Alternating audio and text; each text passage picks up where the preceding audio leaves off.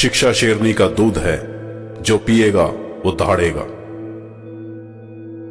कानून और व्यवस्था राजनीतिक शरीर की दवा है, और जब राजनीतिक शरीर बीमार पड़े तो दवा जरूर दी जानी चाहिए।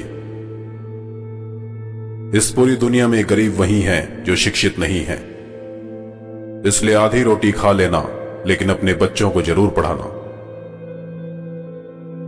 मैं किसी समाज की प्रगति का आकलन यह देखकर करता हूं कि वहां की महिलाओं की स्थिति कैसी है।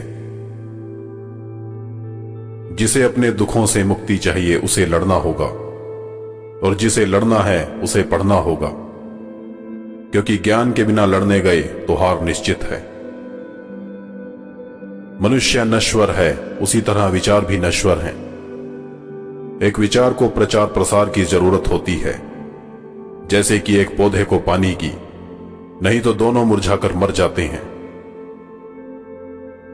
सम्मान और स्वतंत्रता से जीना मरना हर मानव का जन्म सिद्ध अधिकार है। इसके लिए सतत संघर्ष करना महापुण्य का कार्य है। जब तक आप सामाजिक स्वतंत्रता हासिल नहीं कर लेते, तब तक कानून चाहे आपको जो भी स्वतंत्रता दे दे, वह आपके किसी काम की नहीं।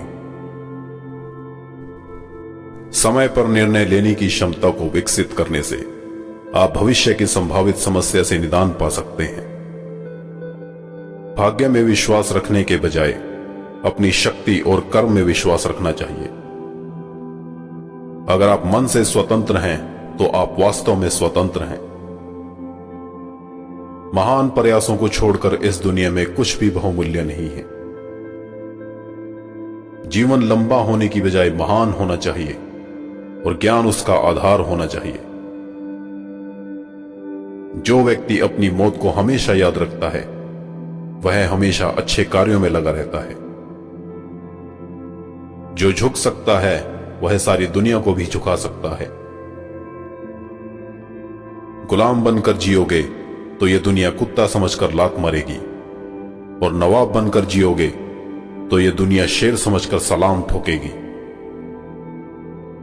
लोग मुझसे इसलिए नहीं डरते कि मैं विद्वान हूं, या बहुत ज्यादा पढ़ा लिखा हूं, या मैं बड़े समुदाय का प्रतिनिधित्व करता हूं। लोग मुझसे इसलिए डरते हैं क्योंकि मैं शीलवान हूं, चरित्रवान हूं, स्वाभिमानी हूं। मुझे खरीदा नहीं जा सकता, और मेरे विचारों को बेचा नहीं जा सकता। शिक्षित बनो, संगठित रहो और उत्तेजित बनो। शिक्षा वह दरवाजा है जिसे खोलकर आप तरक्की के सारे रास्ते खोल सकते हैं। किताबें चुप रहती है, लेकिन जिसने ये पढ़ ली उसको बोलना और लड़ना सिखा देती हैं।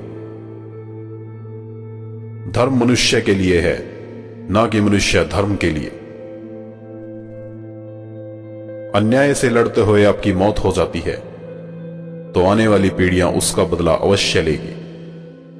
परंतु यदि सहते सहते मर जाओगे, तो आगे की पीढ़ियां भी गुलाम बनी रहेगी।